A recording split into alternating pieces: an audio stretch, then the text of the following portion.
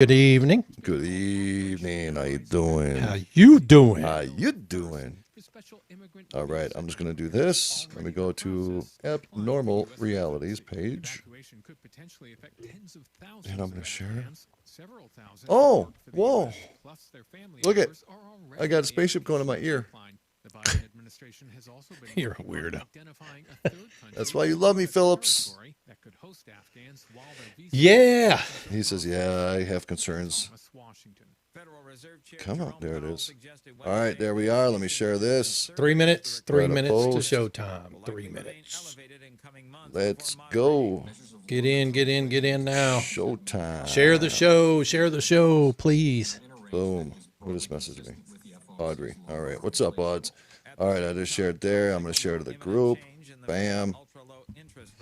Rocci, Stucci, showtime. Great show in store tonight, guys. We've got a guest. Yep. Have your holy water with Travis you. Thorpe. Yep. Have your holy water with you. You're going to need to splash your face. have your holy water ready. I was shocked when I just heard from All right. FBI. We good. Rocking and rolling. They came to my All right. house, Now let me do this. and they Let me said, go here. you know, the I'm gonna government fire up. trying to kidnap Leprechaun, good evening. Okay, you make it. Hi, a little, Audrey. You make it a little volume here. Hey, Rocking. Mom. There we go. That was me. Hi, Mom. Mom is out there tonight. What up, girl? What up, girl? What up, girl? 2 minutes. Okay, we got that. All right, who's going. working? Who's working the mute tonight? Misty. I can do it, Miss. Sure. All right, here we go. There's Stephen Payne. What up, my brother? Oh, yeah, I'm going over here. All right, we're just about ready to rock and roll. Bam. Got the new intro going tonight. We'll Yep. see how it goes. See if I didn't screw something up. Here we go. It's entirely possible.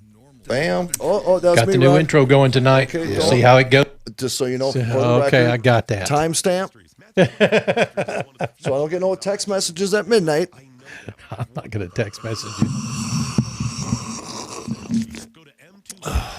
That was loud and disgusting. Jeez. That was a lot of effort. Did you see that? That took a lot of effort going in my face. Damn. Loud and disgusting.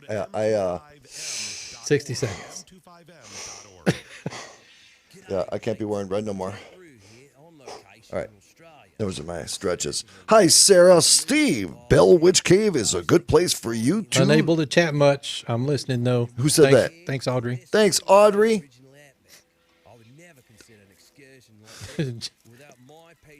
All right. Tell Travis. Yeah. Go ahead. Tell Travis his future third wife sends her love. What? Andrew! Bro! What's Just up? stopped in to say hi. What's up, Andrew? How you doing, brother? All right, here we go. Where's the matching shirts? Good question. All right. Poncho. 20 seconds.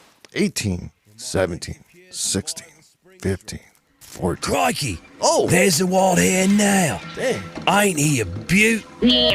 What's up, Doc? Find some great deals at preparewithmojo50.com.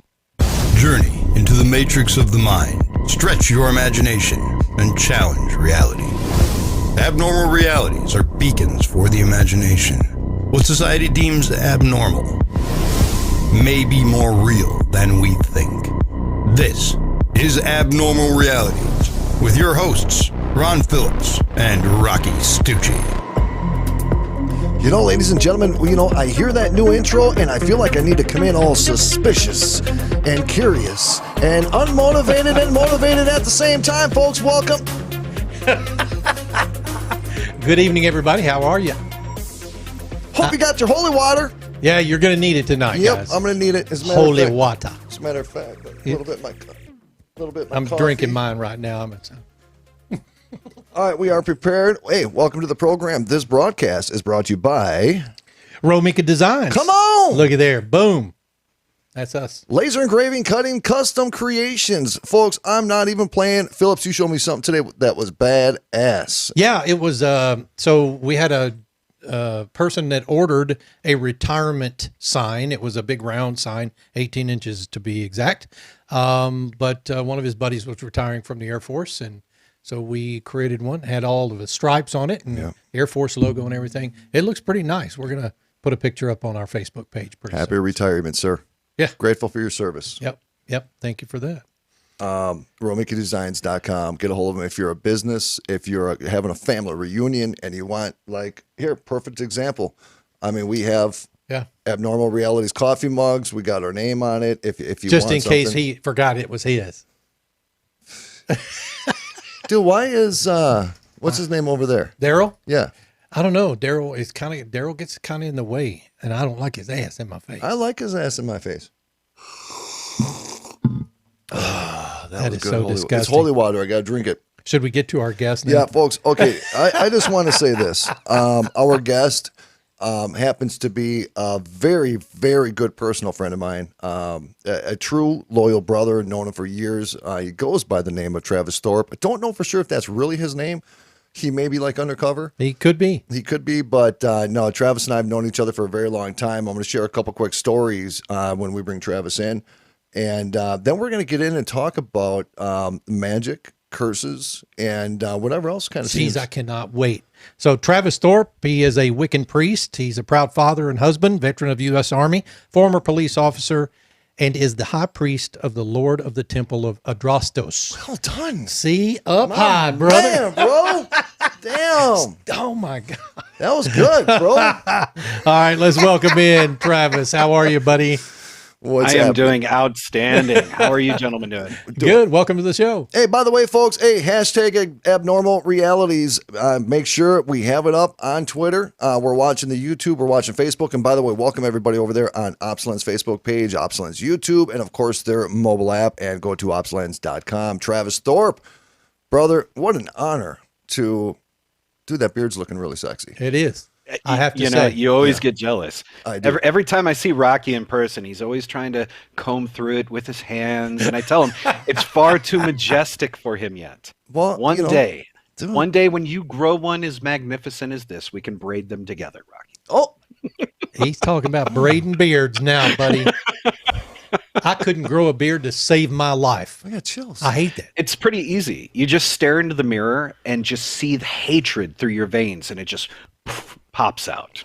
Braid them together. No, not for me, buddy. I get a patch here and a patch here and a patch here. Speaking of braiding, though, you married John and Maria, and the did. ceremony that you did was probably one of the most. I'm going to feel really kind of weird saying this, but it was one of the most beautiful ceremonies that I've ever seen. And I mean, you tied them up and you threw things in the fire that exploded. What? Yes, I got to throw something in there too because I was part of the wedding. You throw it in, and the whole fire goes. I love that. Dude, it was cool. Yeah.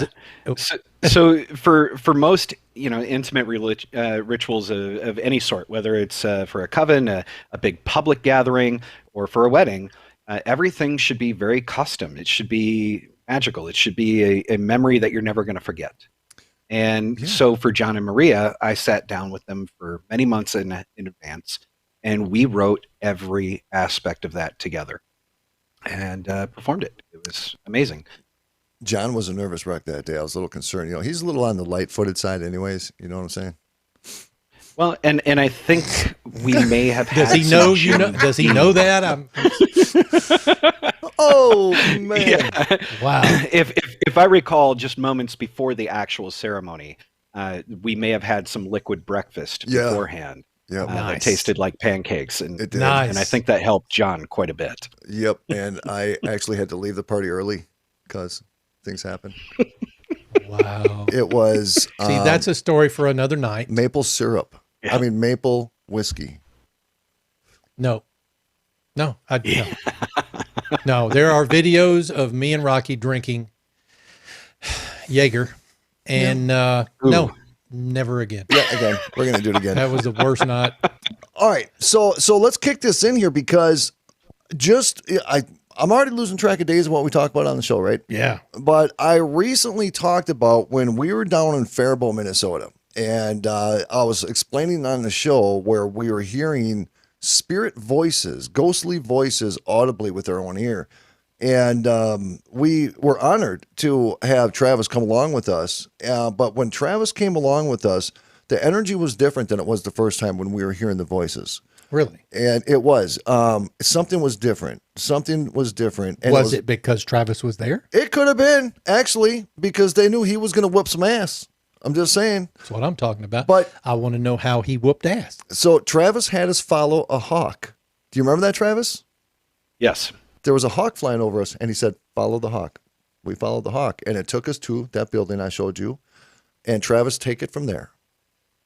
Yeah. So upon entry, when we got into the I guess you could say a concrete structure, there was a bunch of rubble in there and a lot of remnants of what looks to be some teenagers attempting some esoteric art of some pseudo-satanic rituals in there.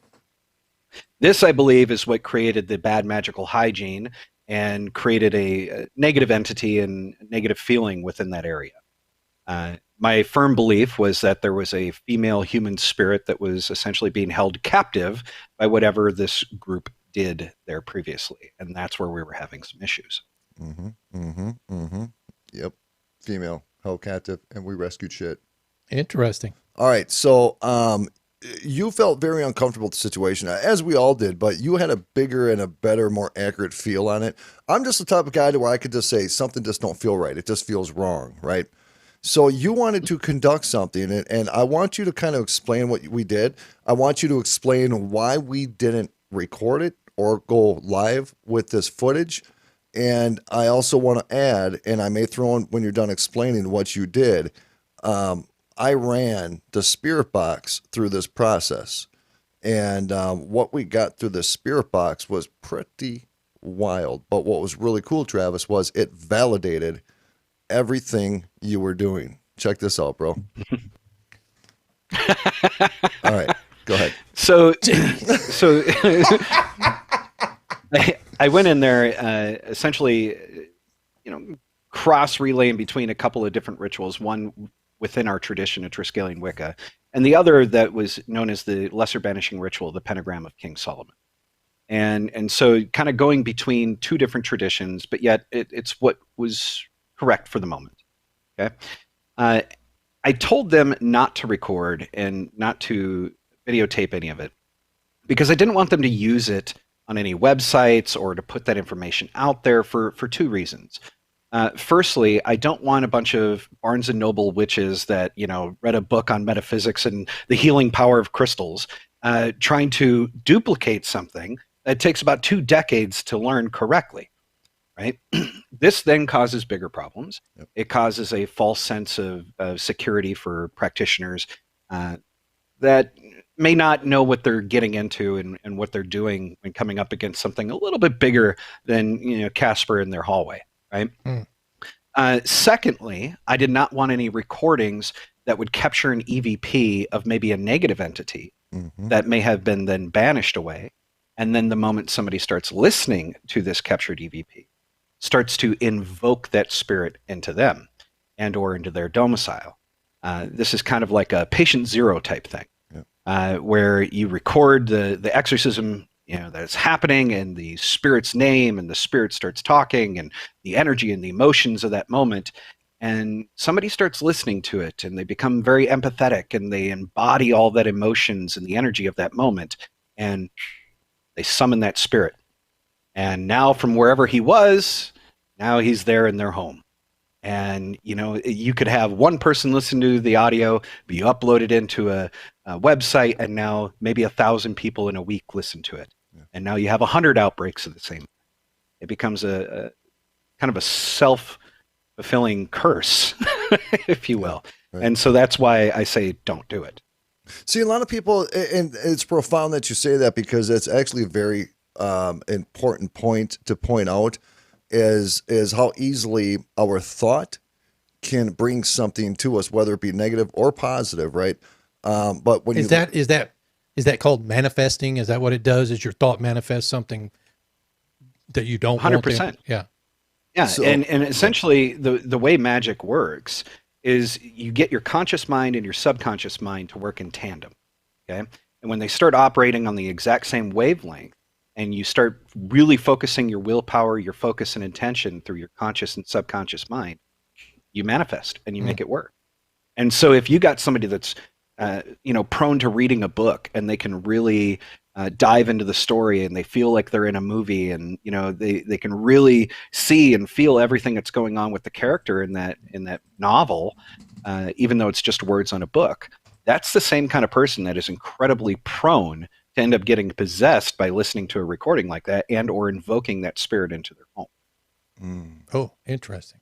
All right, so when I can't even explain what this building was. I know that I don't know how John did it, but he actually found a map. I told you we went to the Historical Society, and they would not answer any questions about this farm because it was so horrifying what happened to these kids.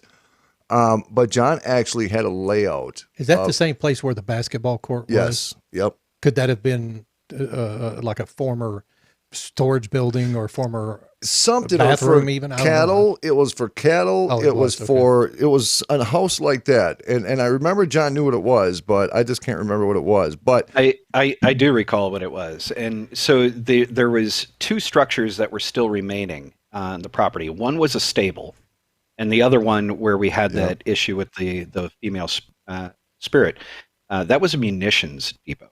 And like the background in my military, how many times I've been to an AHA, it is absolutely a munitions depot.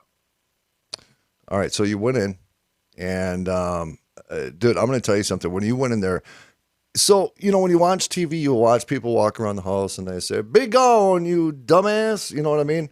This was not like that. I mean, dude, you were being guttural. I mean, dude, you felt what Travis was doing. It kind of freaked me out a little bit. Yeah. I got a little scared, but I didn't admit it at the time. You know what I'm saying? Because I'm a warrior, Okay.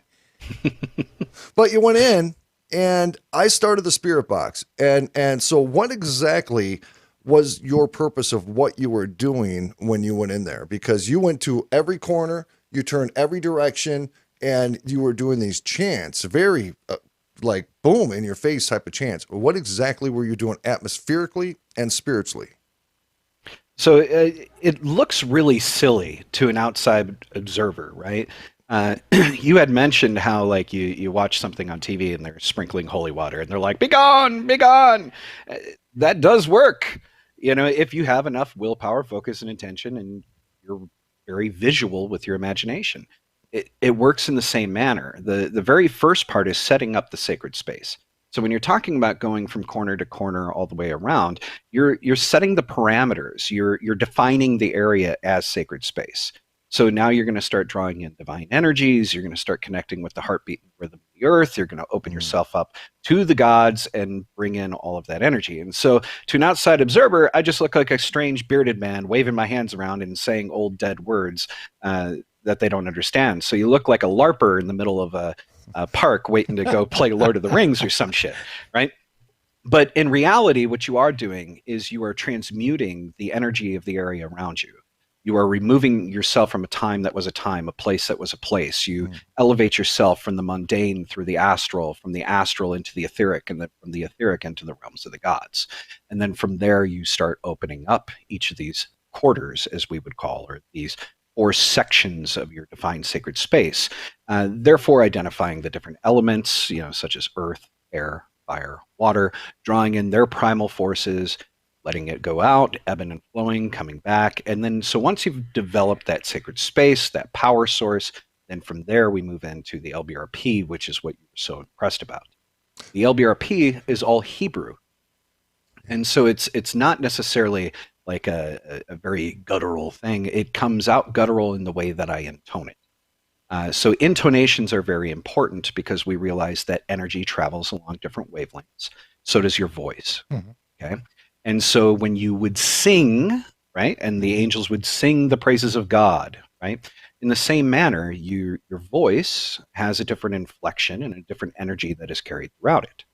So when doing the beginning intonations, and so that not to scare your listeners here, the beginning of the LBRP is nothing more than a prayer in Hebrew that is saying, Our Father, who is the most powerful and glory and ineffable be thy name within the universe. Amen. But it would sound like this. Ata Melku Begabura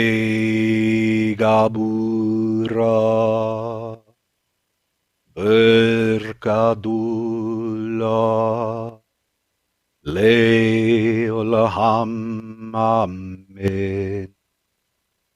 Just like that. That kind of turned me on a little bit. I'm mesmerized. Holy crap.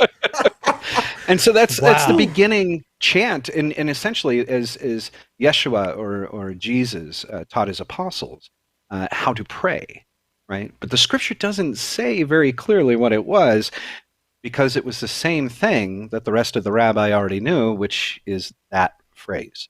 And so the Atal Malkuth Vegabura Vegadula Leilacham Amen is essentially picking up the phone and saying, "Hey, big guy, we need to talk." Okay. Okay. Right?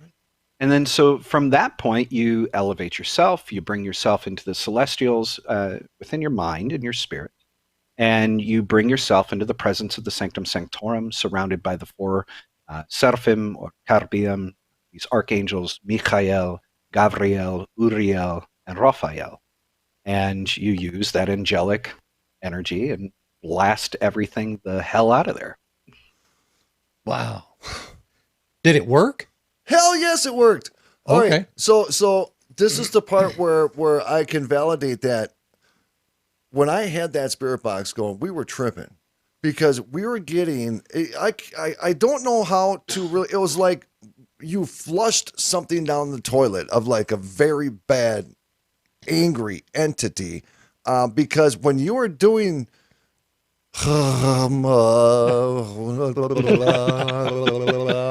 When you're doing that, and I'm making fun of it, brother, but I take what you do very serious, right? It's just radio fun. Oh yeah.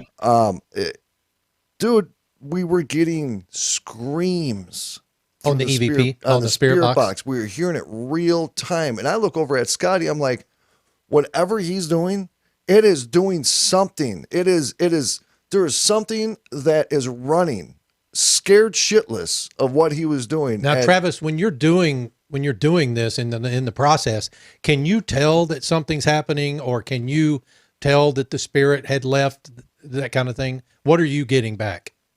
Yes, and not so much in the middle of like incantation, right? So in the middle of announcing the words, yes, you're feeling a lot. You're feeling a lot of power and energy surging through you. You're feeling things shift around you. You're feeling things coming in that you're calling in.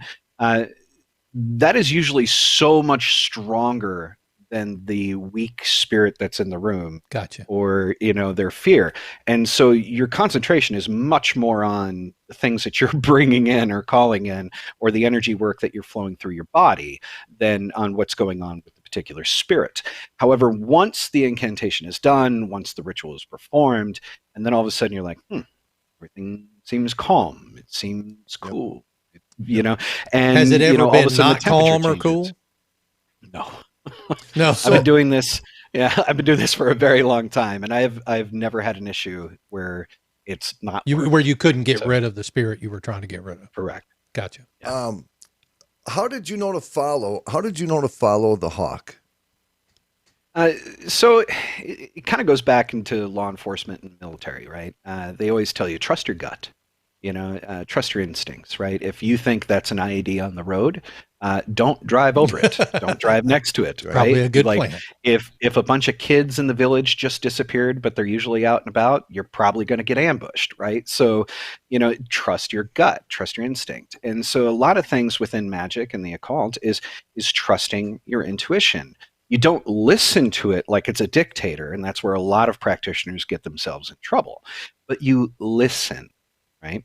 And so when we're looking for guidance and I open myself up and I look up and there's this hawk and it's hovering around over us, and I felt this tether and this energy, and I said, follow the hawk. Yeah. And that's what got you to the building. Yeah, we were at a different building. We were at the original building where I used to get a whole bunch of EVPs. Mm-hmm. And Travis was there. Lisa was with us for that one. John was there. Scotty was there. I can't remember if there was anybody else with us. But we brought Lisa was a little freaked out because you brought what did you bring? It was like a rock, or you brought something. Yeah, that's my current experiment. So one of the more particularly nasty exorcisms over the last 4 or 5 years, somewhere around there. I had a client, and I don't divulge any of their names, nor will I here, but she had been tossed about 36 feet, broke about 6 ribs. It was pretty particularly nasty. Oh. And I walked in there. I had one other 3rd degree high priest with me as my second, and then the paranormal team that had contacted me. They're observing, and say probably wrapped it up in about 20 minutes. Pulled this thing out of her pretty easily and put it in this 5-inch, block tourmaline point, and had it wrapped up in a piece of cloth and just sitting in the back of my truck. And now what I'm doing, what was it? A rock? What was it? Just a crystal. Okay. Yeah, Oh, a crystal. piece of Okay. black tourmaline. Yep. Okay, tourmaline. And you could put it in a rock, you could put it in a statue, plenty of things. You're limited by your imagination. Okay? And so the experiment that I'm running on it, and this is something that I've been asking around in my community, and I have not found a single person that has done this yet. So I don't throw the D word around, such as demon, very often. I am very skeptical of most people that use that word. Amen. I don't think they really understand what it is. But this one I would definitely classify as a demon. And so my thought process was, if the accepted reality of the black tourmaline is that it would take negative energy out of your body and then transmute it into a workable positive energy that you could then use as a battery source, I thought, well, why not take this demon into a piece of black tourmaline and throw it in a Faraday cage for a couple of years and just check on it and see if it changed it? Interesting. Wow. So, Travis, we're about to go into our break at the bottom of the hour here, folks, and we want Travis to hang around, sir. I hope you can, and we'll get back with you here on the next segment. Right. Rocky's already. That's coffee, dude. Oh my God. Oh, they're stressing me out, bro. Stop. Damn it. Jeez. Travis, I got to tell you now, folks. Hey, you know what? Travis Thorpe, brother of mine. Somebody mentioned in one of the chats, they're respecting what you have for pinnage.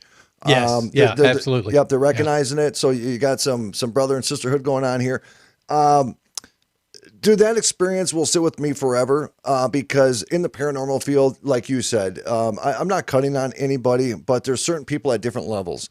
And you are at the pinnacle, man. You have always been, your understanding, your knowledge, the way you do things, the way you conduct yourself, the level of respect that you get from both humans and spirit is something that I've never seen.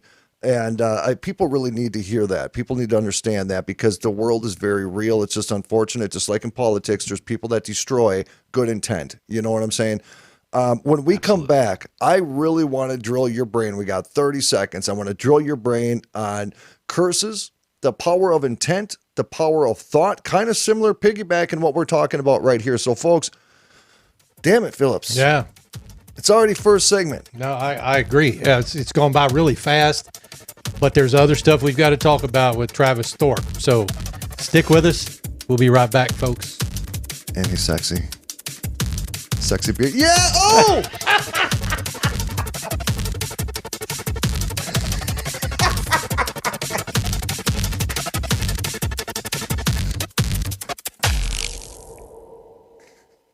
Coming Tokyo. Adjust your mojo. Yeah, I leaned right into that, bro. Yeah, you did. I leaned right into that. I got you that time. look By at the that. way, Look at I don't know what's going on over on Twitter. Apparently, our account is now restricted for whatever reason. That's right. We didn't even post there yet. Yeah, so we haven't even posted anything yet. What do we got, like 4 followers? maybe. So always a I conspiracy. can't log in on my phone yet. So after the show, I'll try to go. Quick and figure- shout out. Hey, Roger Rabbit, how's everybody doing? Teresa, Mary Louise, how you doing?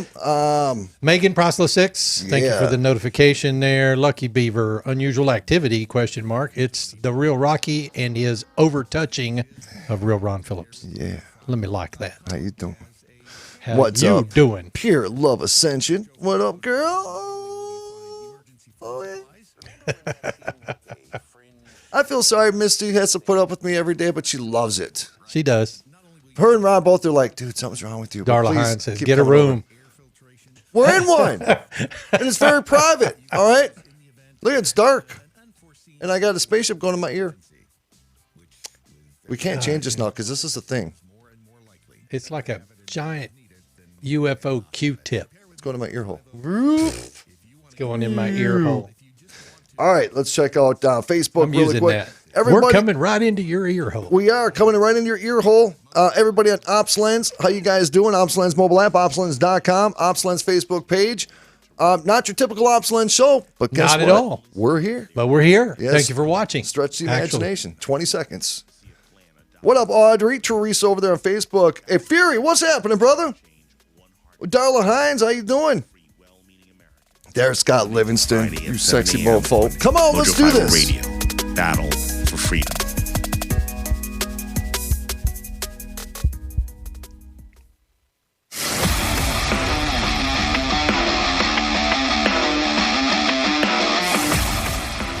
Welcome back to Abnormal Realities. Boom. Rocky over there. I'm Ron Phillips. This is Rocky Stucci putting what's supposed to be holy water on his face, but I think it's coffee. It's holy coffee. It's holy coffee. Deep power of intent. I'm believing that the coffee is protecting me, so... Is it working? I don't know yet. I'll let you know after the show. Your wife's, when you get home, your wife's going to be like, what is that? Yeah, you smell sexy. It's Ron's sexual chocolate. It's Ron's sexual chocolate, bitches. Thank you. Let me just give a shout out to DM and American Proud Roasters. That's where I get my coffee. Hey, by the way, Yeah. you can go to bring Travis in, but I just want to say something. Okay. I went outside last night. I went and had some Twizzlers when I went to lay down because I'm a big fan of Twizzlers. You know what I'm saying, Travis? I had some Twizzlers. And everybody was sleeping. And I went downstairs to go outside. And I, honest to God, I will not lie about this stuff. I heard a female's voice in my kitchen. Everybody in my house was sleeping. It wasn't a cat and it wasn't a dog. It was a for real, what sounded like to be a human female voice, just kind of in my kitchen. I was like, was it Alexa or Google? And it gave me chills. It gave me Wow, chills. dude. Yep. So I had to go down, sit outside with the June bugs because I had to. Dude, June bugs haven't been bad the last couple of nights. So. I needed time to process that. I was by myself, So I started doing. Yeah, son of see, a bitch. yeah, there he goes. Ladies and gentlemen, let's welcome back Travis Thorpe. He's a Wiccan priest, and Travis, explain to me. I'm going to run this Chiron again just because I keep forgetting what it is. Coven of Adrastos. What is that? Correct.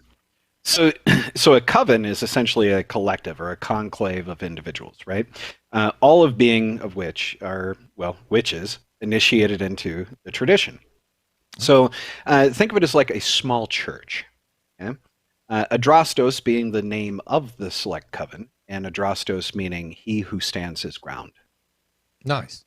Now, as Lord, is that what it says? Lord of the, let's see. So High Priest of the Lord. Yes. So within our structure, High Priest of the Lord. Is that like the pastor in the church? Kind of. Okay. So within our tradition, anybody that's initiated on the first degree is now a priest unto themselves. They no longer need a priest to stand between them and divinity, right? Oh, the second degree is somebody who is an elder. They have mastered the tradition. They have mastered all of our rituals, our rites, our principles, our moralities, our ethics, and have proven themselves to be a leader. A high priest is something on its own. And that is kind of the next level where you take on a personal dedication to serve as an avatar for a deity. Oh. Now, do you have an assigned deity? Oh, good question. Not an assigned one. Okay. Essentially, you will have many a times throughout your practice, your craft, your tradition, that different gods will seem to encroach onto your life. They may nudge you a little bit here and there. For me, it was Hades, and so that's who I serve, is the Greek god Hades. Now, a lot of people might go, whoa, that's a little scary, right? But I will tell you that in my relationship and working with him, that I have found he is, number one, the only god out of the entire pantheon that was loyal to his wife. He was the only one that actually showed any amount of discipline when it came to those kind of matters. Secondly, he was a god of judgment. He was a god of death as a warden of souls, keeping them where they belong, not affecting the lives of the living so that you may live a better life. And thirdly, he was the god of wealth, where all of the good, rich things from underneath the world come from. So he wasn't an evil god by any stretch of the imagination. He wasn't in charge of lords and of demons and hordes of that, or anything other than just being a warden for the prison that holds all of the souls. So he was more of like a fatherly type figure, kind of a, did that hurt? Maybe you shouldn't do that. Gotcha. And that's kind of the attitude I've gotten from him within my service. And I've seen that it is probably the best choice I've ever made in my life.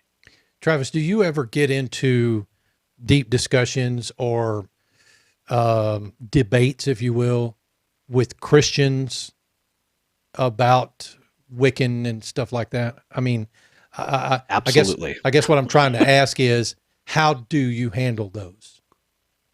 In a multitude and variety of ways. Depending on the person, because everybody has different attitudes of how they approach a conversation. If they're willing to approach a conversation, they want to learn something, they're curious, that is a very simple and a very gentle conversation. When they attack me for my beliefs, I still try to be a little bit, I guess you could say, diplomatic about it. Okay. But if they get vicious, I will go straight vicious back. Now, my guess is they don't want you going straight vicious back. I'm just saying out loud. I just Pretty good assumption. Probably. Good assumption. Yeah. The same. I would say that probably the most useful passage within Scripture was written by King David, who was the first king of Israel, bringing the tribes together, and the father of King Solomon, who was dubbed the wisest man by the divine Yod-Heh Vav-Heh. So David wrote a passage called Psalms 82:1. And in Psalms 82:1, depending on your translation scripture, it reads, and a god came to the council of gods and said, I am a god, as you are all gods. It also says that, and God ascended into the divine assembly where he judges amongst the other gods. But if you go back to the original text in the original canon, Torah, it was known as a Psalms to El Seth. And it reads as this. And El Chaim came to the council of El Chaim and said, I am El Chaim as you are El Chaim, and together we are all Yod He Vav He. Yod He Vav He is the unspeakable tetragrammaton that spells Yahweh, meaning that Yahweh is not a deity, Yahweh is not a god, Yahweh is the name of this divine celestial council. So when it says that a god came to the council of gods and said, I am a god as you are all gods, and together we are all Yahweh. This is the importance of King David's writings in Psalms, and the importance of the continuation of King Solomon's work in the building of the grand Temple of Solomon, where he took an undertaking along with Phoenicians, Babylonians, and Israelis coming together to create one grand temple to worship the divine council above, where all men come together in unity, worshiping as one. I feel bad. I feel bad for asking the question. Stop. Jeez. Dude, he starts talking like. And listen, and I know people out there hear this. You have a certain tone and cadence when you speak. Yep. That is very real. It's very real, and it draws people in. Is that something that you've practiced over the years, in how you do that, or when you're doing your incantations, is that something that's necessary? I wouldn't say it's necessarily something that's practice, more so than just it becomes through your practice of daily use. Yeah. Through my experience in law enforcement, and interrogating and interviewing and de-escalating situations, or even escalating and getting in their face, and depending on the situation, through some of the behavioral detection work that I've done in the past, and as a priest, and learning to lecture and to mentor and to teach, you do start to learn how to really approach people's minds, their souls, just through practice of doing it as a daily discipline, not necessarily through going through some kind of curriculum, right, or sitting in front of a mirror to do that, but just through the daily workings of being who you are. Are you doing like some kind of magic or hypnosis right now? Because I'm a little turned on, and I don't know where that's coming from. Rocky, that's every time you're around me. Let's be real. Stop, dude. Damn it. Shit. It's like you're attracted to my left breast. I don't That's the understand closest why. one to me, and I got short arms. All right. Serious question now. Let's get into curses really quick. We got about 19 minutes, and I'm going to need about 8 more hours with you. Yeah. So plan on coming back on real soon. Could your thought? So let's get into curses really quick. I remember one time somebody. There was something wrong with me. Now I'm going back years ago when I first got involved in the paranormal. And it was different. It was nothing. It wasn't psychological. It was just something was off. You know what I'm talking about. I just can't explain what was going on with me emotionally. Can somebody have so much hate and jealousy or despise towards another person that they could subliminally say it for me? Subliminally? Curse, like their hatred, could they subconsciously put like a psychic hook on another person? Yes, and so there's a lot of levels here to dissect, and 19 minutes definitely won't cover that. So I'm going to do this as quick as I can here. First thing to take into account is that 99.9% of every psychic attack and curse that's out there is self-inflicted. It's not coming from somebody else. Mm-hmm. It's almost all the time coming from you. Okay. So let's just say that somebody at work gave you the evil eye, right? They squinted at you. Oh, yeah. Right. You know, that was an old curse. Same with spitting on the ground before somebody was coming their way. Usually what that was building up an intention within their mind, raising their energies, and then taking an action. Right. And so that was a spell cast and a curse. Right. Now, the thing is, though, that a lot of it is just psychological. This is the entire art of voodoo. Okay, when they would use what's known as a fetish, right? So when one would take a voodoo doll, right? The mystery of the voodoo doll is a lot like the G-men of the FBI, right? You know, everybody always thinks that there's 5,000 feds working in this building and around every bush and around every corner, until you start working with them and you realize there's 15 guys in one fucking building for a whole region, right? Wow. And it kind of loses its mystery, right? Now, like with voodoo, everybody's scared of the voodoo doll and, there's a curse or they sent a fetish to me, right? That's the curse itself. Yep. Is your innate fear of it. That's right. And so they don't need to do anything to it. They don't need to do any just spell make you work, scared. any energy work to it. Just make you scared. And so they just send you the damn package. You open it up, and all of a sudden you see it and you go, this has got to be that crazy person from work that's into that Haitian voodoo stuff. And, this has got to be it. And then all of a sudden, everything starts snowballing. Simple things like you forgot your watch, when you were going to work. Yep. So you become aware at that point of everything. Yep. Yeah. And it starts snowballing more and more and more. So when you think of somebody like a voodoo priest, they're going through, they're using the chicken feet, they're using blood, they're using human hair, or whatever they use through their process. So it's not so much the objects, correct me if I'm wrong, it's not so much the objects they're using, it's the intent of the actions of what they're doing. Is that correct? Yeah, and it can be. So like, again, this is multifaceted, right? Yep. So the first part is recognizing that 99.9% of them are all self-inflicted, and it's just your fear, right? You're continuing on with this narrative in your mind that you must be doomed and cursed, and therefore you keep broadcasting out to the universe, punish me, I'm cursed. That's right. And the universe listens and it starts punishing you. And and until you break that cycle and go, oh yeah, never mind, that was silly, then it's not going to stop, right? The second course of action, which you're talking about, is a direct attack, right? And direct attacks do happen. Mm-hmm. I have even sent those out. Oh, really, bro? But it's oh, absolutely. Yeah, you may have helped me one or twice. You may have. Yeah, and we're being very real and very frank on your show, right? Absolutely. And so I want to make sure that we put things out correctly. Yep, absolutely. It's like people that cringe at the word gun, right? And they're like, "Oh my God, firearms!" And other people are like, "It's a tool," right? If you're within good moral standing, a good moral compass, you have ethics on your side, and you're doing things in the right manner, you're using the tool in an appropriate way when the time is right. Mm-hmm. Right. You're not doing it because you're throwing a fit because you didn't get your way or that person cut you off in a parking lot. You're doing it because somebody raped your sister and got away with it in the judicial system. Or you're right? in, you know, like, yeah, somebody's coming after you. Right. You're trying to defend yourself. I get that. Yeah. Exactly. And so it's a tool just like a firearm would be, right?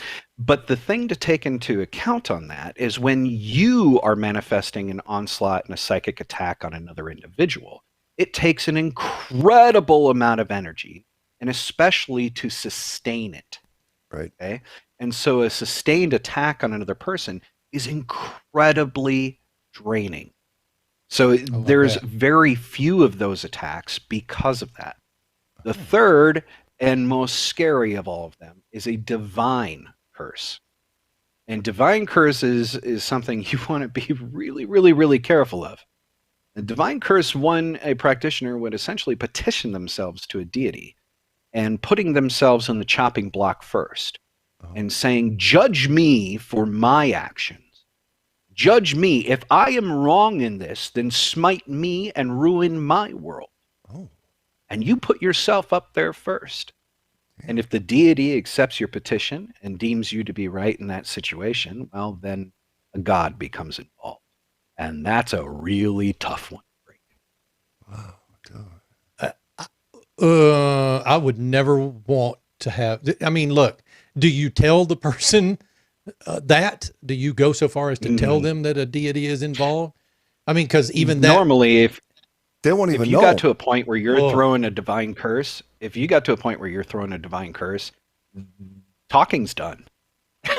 So that's a good point. Right. Wow. So a deity would not get involved though, unless I don't want to use the word honorable, because you're saying if I'm wrong in my intention, punish me. So you're saying that your intent has to be legitimate. Correct. 100%. Oh, wow. See, I would question that. I'd be like, dude, is this the right thing to do? I don't know if it's the right thing to do. Well, I started to say, I mean, at the same time, that makes you it have to good make a safety. decision. That is a specific decision. This happened to me. This person's doing this to me, or this person needs this. I'm willing to put my life on the line to make sure I'm correct in what the decision is I'm about to make. Correct. Wow. That's deep. I know a guy. Crap. I know a guy. He was a little freaked out. I won't mention any names, Scotty.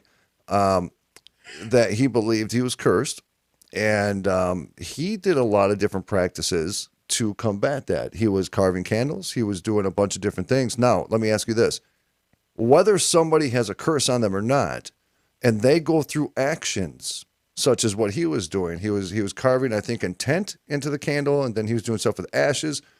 Could those actions create the intent that you are protected from that curse then? And then that becomes reality? Yes. And so ultimately you're talking about weaving through the fabric of reality, right? Like, what is the intentions that I want to create in this universe? This is what I believe through intention is happening to me. This is what I want to happen through my intentions to correct that, right? Essentially, as long as it wasn't a divine curse, you're pretty in the solid on that. You could go and do some simple candle magic, inscribing and carving into the candle using the oils and incense and lighting and casting off that spell work. Absolutely, that can work. But again, it's the divine one that kind of is the, sledgehammer to kill a fly. Right. So I have to ask the question: have you ever been in a position where you've had to use a divine curse? Yes. Tell us more. Wow. Just a little He bit. might not want to tell us. No, that. just a little. Just give us wet our beak. Just a little bit, bro. No, and those are things that it's best kept secret. But yes, it has happened. Wow. More than once or just once? I think it's only been twice that I've ever had to do that. Wow. But wow. Yeah, it's not to say that there's not a lot of times where you probably think it's needed for divine sure. power. Yeah. Yes, but in all things, prudence. Understood. Prudence is always the best thing. I always instruct my students and my initiates that, if there is a moment that they think that something like that is needed or to take direct action, that you need to sit down, you need to remove your emotions from it, you need to analyze it, look from every single angle, and you need to be able to have that honest reflection about it and say, does this action truly measure up? And is it going to cause more harm than it would correct? Well, Teresa right here, Teresa said, if the thoughts and intent are to harm, it's not coming from the divine. I think that's pretty much what you were saying. And that's why you say, if I'm wrong in my intent, then do it to me, right? Is that? Not necessarily. And I would actually full-heartedly agree with her on that. Okay. You can't name one story of any god in any religion ever in the history of the world that didn't smite. Yeah. That didn't curse, that didn't kill. Not one. Interesting. That's it. Full stop. I can't think of any. I'm pretty divine myself, but I've done some bad shit. Think of any You know either. what I'm saying? Travis, can you briefly explain what an initiate is and what does that entail? Is this someone who wants to become Wiccan and get into that? Well, that's somebody that just wants to, right? An initiate is somebody that's been through the actual initiation ritual. And so So like, it's a full-blown ritual that you've got to go oh, through. yes. Okay. All right. Yes. And in my tradition, in what we do with our students, they might typically show up at 6:30 at night. We might not be done until 1 o'clock in the morning. Oh. It's a very long process. It's a very long ritual. But essentially, it's the same in almost every mystery school and tradition throughout, most of our modern history of the last 3,000 years. Mystery school traditions have one thing in common for initiation. You're dead and you're reborn. Oh. That is the common theme. So there is a sense of killing off one's ego, who you used to be. And that person who you used to be was unworthy of these things. You were unworthy of the work. But now, through the slaying of your ego and through showing you these mysteries in the realm of death, you will be resurrected and reborn in service as this new being, this new you, taking this new path in service to something greater than you to make this world a better place through your actions. A lot of people go through that journey in life, don't even realize that it's a divine journey. Like when you talk about ego, when I look at my past compared to where I'm at now, that's similar to a physical journey in life, right? You can either remain what you were and always be a victim of that, or you can bury it and somehow transform yourself to a divine higher self. And a lot of people don't even know that is a major spiritual journey in life. They just say, I just changed the way I am, and it's much bigger than that. Right. Well, and to encapsulate that to something within our tradition that we really focus on in the first degree for our students is learning to connect to what we call your magical personality. Other esoteric bodies and hermetic bodies might call it your holy guardian angel or your higher self. But essentially, what you would do is work yourself through a meditation where you would imagine the most perfect you. This you doesn't have any aches or pains. It's somebody that stands up for himself if you get bullied. It's somebody that's highly intelligent if you find yourself to be stupid, right? It has every advantage where you find yourself to be disadvantaged. Now, this perfect you, once you finally see this you, you meet with that you talk with that you develop this relationship with that you. And then you start to don this personality almost like a willingful possession when inside of ritual. And you don this most perfect you. As you start to master that, slowly and surely, you will become that entity within ritual space and within your mundane life. But the work doesn't stop there. Now what's the best version of that person? And you keep progressing, keep learning. You keep trying to perfect yourself, making yourself a kinder, gentler, better person, knowledgeable, strict, whatever it is that you need where you're having these deficiencies in your life, and creating the most perfect you. So as you were saying, when you go through these transitions and you start finding yourself becoming a better person and making these strives, that is literally the work. And this is what we would call shadow work. It's diving deep into oneself and saying, what deficiencies do I have within myself that I can then work on to become a better person so that I can affect this world in a better way? So everything that we covered here, and we're literally just scratching the surface, a lot of results that we have in our physical life all start right here. Yes.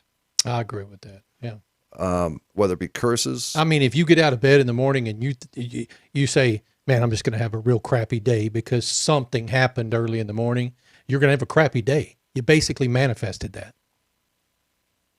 Right there, you hit it on the nose. That is I learned that is that early in legitimately life. it.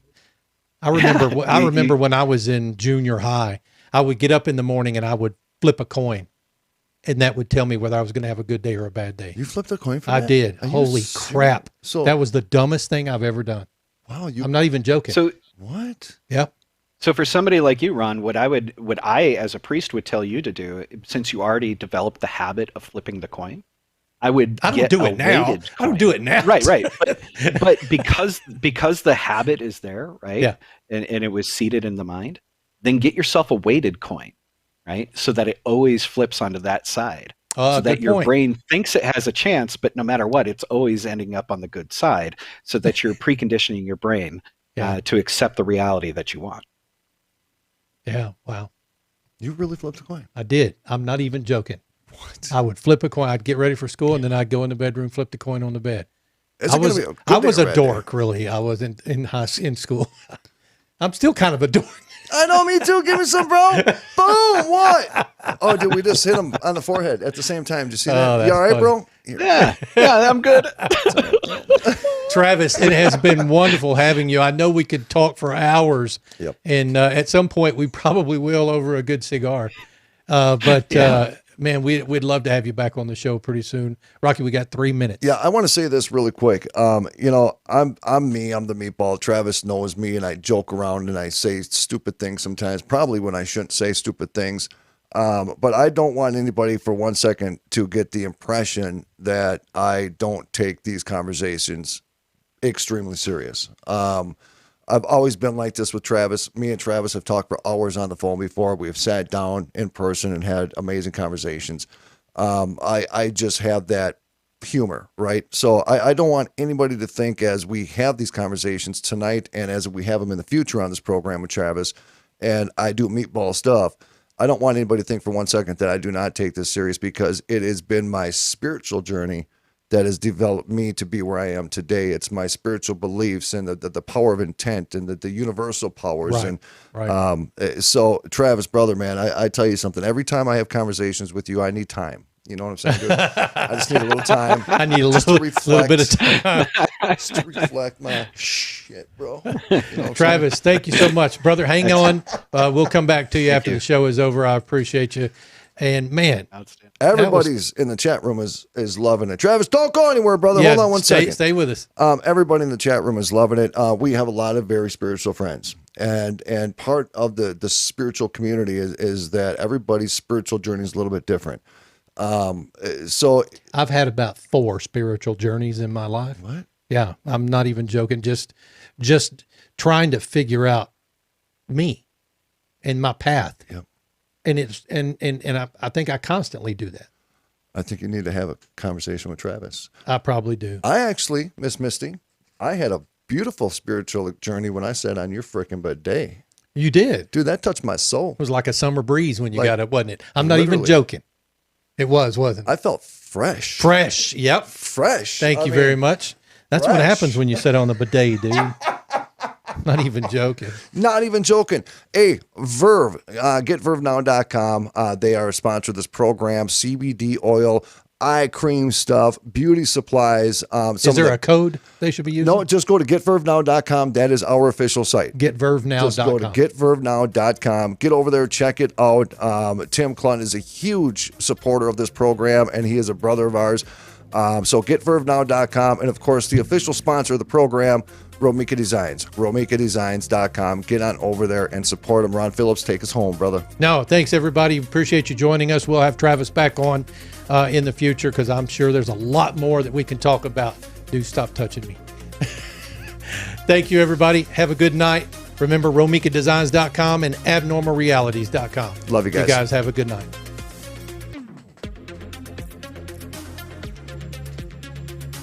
Professional, bro. This is the. All right, we're clear. I want to let everybody know this Friday, on the Friday show, Yes. I am going live on the bidet. On the show. On the show. That means you're going to... Oh, you guys aren't going to be here. You're not... Oh, you can watch it, though. You can watch a live stream. I am going live. Our audience isn't going to be here, so... All right, guys, thank you so much. We appreciate it. Thanks for sticking with us, and we'll talk.